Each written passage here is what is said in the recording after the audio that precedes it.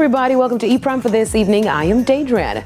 Remain Virgo to take his gentleman show across the waters. Speaking at a recent celebration of Record Store Day 2024 at VP Record Store in Jamaica, Queens, he stated that he will be bringing the Gentleman Tour to the Crown Hill Theatre in Brooklyn this June. This will be his first show in the city this year. Virgo saw success with the Jamaican leg of the tour earlier this year, which featured stops in St. Anne, Montego Bay, and St. Elizabeth. The tour is in support of his latest album, which features Massacre, Pata Rankin, Caputan, and Jesse Royal. Jermaine Edwards bids farewell to performing under party promoters.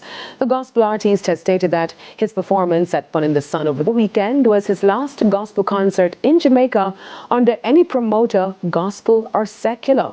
In an Instagram post this week, he shared that this season of his life has ended and he is moving on to the next phase.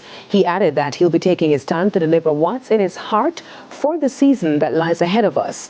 When probed on the rationale behind the decision, he revealed that he'll now be doing his own events, giving him more creative freedom. Sometimes there's certain ways or certain things you want to do, and I can't get to do it because there's a lot of limitations.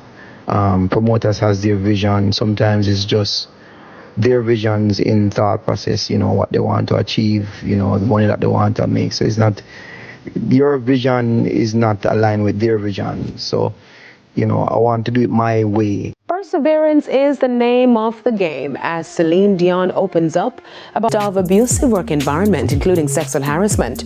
The rapper is being sued by a former employee, cameraman Emilio Garcia, who alleges that she withheld payment and created an abusive work environment, including having sex next to him in a moving car. He alleges severe and pervasive harassment by Megan following the incident, including sexual comments and fat-shaming insults, as well as a loss of earnings. Under the California labor laws, Garcia is seeking unpaid wages and interest on them, as well as damages and wage penalties. A lawyer representing Megan responded to the allegations by stating that this is an employment claim for money, with no sexual harassment claim filed and with salacious accusations in an attempt to embarrass her. They're dealing with the matter in court. That's it for E-Prime this evening. I am Daedran. Thank you for watching.